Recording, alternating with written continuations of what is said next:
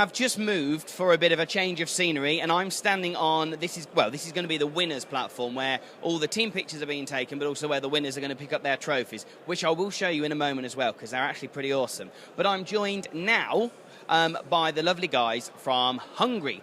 So do you want to say your name and where in Hungary you're from, please? Yeah, actually, my name is Gareth, and I'm living near to Budapest, the capital, a place called Szentendre. Well, my name is Victor, and I am from Budapest, the capital.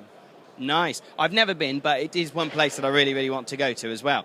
But if I did go, how big would I find the Warhammer community? Well, actually, we have a pretty smallish community. You can find players to play, so that wouldn't be an issue. But most of them are quite casual players, so they're not really very well experienced. People come and go. I've been playing for like 8 years now, and I've been making quite a few friends. And there's a solid core to the team, but that's it. But you would find some other games as well. That's cool. So how long has Warhammer been in your country for, would you say, roughly? Well, I haven't been that much in the Warhammer hobby. I've been there for 5 years now, so... but as I've heard, it's like for 10 years now in Hungary, or something like that. So... yeah, basically, you know, it had to grind its way towards Eastern Europe, and when it finds its audience, then we are glad to play. It's amazing, and I still find it really, really interesting that a game that started in the city that I live in, England, it's so global. So how does the ETC compare playing styles and also stress levels in your country? The good thing is we don't have big expectations, so we should keep our stress level pretty down and come for playing just for being fun, having fun. It's definitely different. As I was telling you, we have a very small community, so in some cases, building a team is a challenge.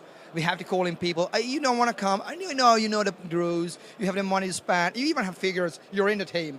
Actually, I was calling Vic like a couple of years ago, like almost like that. And but as I said, a smallish team. And the level of play is not that much heavy, like here. So it's a bit of a difficulty to find players whom you can test against. People here can do things that, wow, it can be done. With this army, you would never ever believe it in Hungary. So that makes it more difficult to really plan and prepare yourself. But it's still fun. Are you enjoying yourself, though, or is it stressful? It's definitely not stressful. I mean... I could have been more happy if I got more wins, but yeah, what can you do? I mean, this is an awesome event. I mean, finding these many players and actually contacting them pretty easily. So I can talk to a guy from Australia, I can talk to a guy from Singapore or the United States of America. It's an awesome experience. We are having parties at night, and everybody is just so easy to get in touch with. So yeah, I've been hearing about your parties that you're quite a noisy bunch as well, which is good because it is all about fun. Is it quite a challenge because there's so many different people? English isn't their first language. Is that hard? No, not that much. We had some, like 3 years ago, we had some issue with Spanish because the Spanish team at that time was speaking only Spanish almost. But we got well, and that's a completely different team right now. But that's actually, gaming is an international language.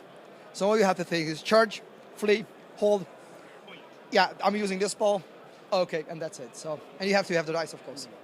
Have there been any complications with your teams? You know, rules judges coming over, misinterpretation? We've been rolling pretty bad, but that's the only part that we had problem with. No. So no, I think, as I said, we are on the, how to put it nicely, we're on the downside of the tables, so I don't think we should have real troubles.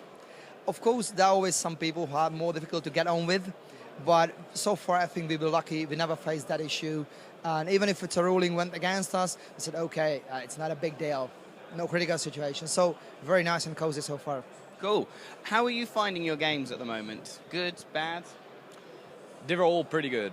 I mean, yeah, I told you that I've lost some, but for example, my first game was against Poland, and it was such a good experience to see a different level of gaming, like or the last one against High Elves from Scotland, and back in Hungary we only measure things, and you know, it's 8 inches, yeah, definitely that's 8 inches or what, and they were using lasers and So it's a different level, but I'm really enjoying it. It makes the whole thing so much more fun. Like you are actually moving those troops as they are supposed to be moving, and well, this is how you should play. So I really agree with that, but I wouldn't have thought that it would be more fun because people are so strict to following the rules. I think it would be more fun just by going, yeah, it's fine, it's in, you can see that, you can charge, you can do what you want to. But it's interesting you're saying that.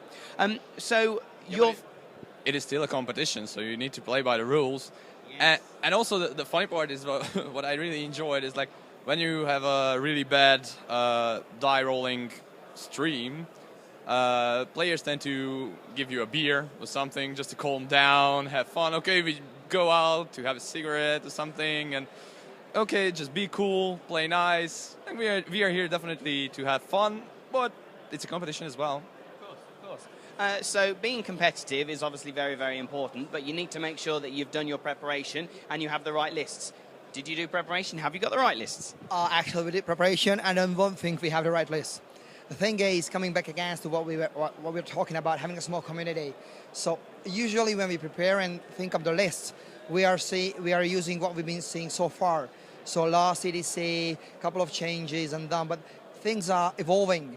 So some things that were useful last time, they're not useful anymore. Or like, let me give you an example. Kadai Destroyer, one of the most infamous units in Warhammer World. A very cheap unit compared to what it can do. And last year we was afraid of Kadai. People even at that level, even the big gaming communities were not even playing against Kadai Destroyer every day. So it was a difficulty for the people to, I mean, theoretically everybody knew what should be done, but theory is one thing, practice is a different thing. And Kadai was a fearsome thing. It is, but now everybody has at least a couple of tricks of trade in their bag to play against it. So it's difficult to bring the same efficiency out of the same model due to the evolving environment, or just the proliferation of monstrous cavalry. Everybody's running around in 1+ armor saves. It makes it much more difficult to beat it. And again, bringing it back to your original question, because we are not evolving that fast, we are practically almost like testing against last year and practicing against last year. So when you come here, you just say, oh, this is the word has gone up. Okay, and for that reason, some things are not really... Okay, we've been given a lot of thought to the list, but not been the optimal list for this year. Of course, we will miss the same mark, but the same level next year, but that will be happening. So for you, it seems like the ETC is your preparation for ETCs in the future. It's a bit like that. And obviously analyzing the results, seeing how they did, what went well. And actually, I'm a painter as well, so I like to pick the units I'm bringing, and that distorts a bit the list, of course. Although we have one competition per year, I mean, I think it's going to be 2 competitions a year now, which involves ETC rules, and we use the team matching as well. So it's kind of a... Well, this is the biggest event in Hungary for Warhammer, and it's a good experience. And probably we are willing to broaden it to Eastern European countries. So probably in the coming years, you're going to see that as well. And you'll be going up the tables and winning the tournaments. That's what we want. Absolutely. Don't be afraid of us. Just going back to your painting, what do you think to the standard of painting here? I wasn't on the first 2 events, first 2 EDCs, and one of my team member was, and he said that he thinks that the level went down a bit. I think you still see astonishing armies, but generally, I think there are two type of players. One of them is who is a holistic view of the whole hobby, painting, maybe converting, and playing, and the other type who is completely for gaming only. Had a tournament player type. He doesn't care about the painting. If he has money and likes aesthetics, can get an army painted. If he doesn't care, not that likes to paint it. So I think EDC gives a bit more weight to this type of playing, obviously because this is playing a tournament, a main tournament of Warhammer. So it's like a World Championship right now, but you still can see astonishing armies, really beautiful ones, and you can say, wow, and that, so. Yeah, I've seen some awesome ones, and I did a video, which you should check out, guys, about the best painted nominations as well. There are some clear, awesome winners. We were on that one, so let me put it there. I know. So Hungary was the Hurricane with the little... that's not Hurricane, that's a Hakan. You mean the plasma The one with the... That's a Hakan, that's mine actually. The Chaos Wolf one, no, that's a Hakan. My money is on you winning that, and I hope you do, because it's brilliant. And what was the big... is it airplane? Was it High Elf airplane thing? No, there wasn't a higher fair plane. If you're asking about Miami, there was a Zeppelin. Zeppelin. It's actually a unit filler. You know what unit fillers are useful because you don't have to pay. I know you have to spend time on painting the models. I'm not sure I haven't caught a catch-22 in this one because I spent a lot more time and maybe money on painting a big Zeppelin thing for a Chaos Wolf Infernal Guard unit, taking up 8 spaces, so 8 guards, which is not too many. And that's practically, it looks good. It looks awesome. No, it looks really, really good. Okay, well, final question, guys. We're going into the last round. Who do you think are going to be the people that are podiuming? We? Well, I think we are going to play against Croatia, I think. No, who do you think is going to win? Of course, it's going to be Germany. They got 5 wins now, so basically they are untouchable. They are untouchable. Do you agree? Actually, it's what's been seen so far is the 4th round is maybe the most important round. So whoever is on the top at the end of the 4th round usually comes up as the winner, and Germany was there, so my bet is on Germany as well. Okay, well, come back later on and we should find out who will be the victors of this year's ETC 2013. But guys, thank you so much and have an awesome last game. Cheers. Cheers.